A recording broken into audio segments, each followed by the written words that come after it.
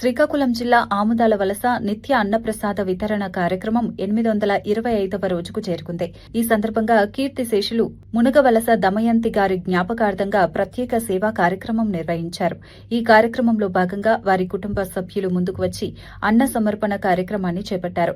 దమయంతి గారి కుమారులు ఎంవీఆర్ ప్రసాదరావు, సూర్యకుమారి దంపతులు, ఎంవీ మల్లికార్జునరావు, సునీత దంపతులు మరియు కుటుంబ సభ్యులు కలిసి 35 మందికి అన్నప్రసాదం అందించారు.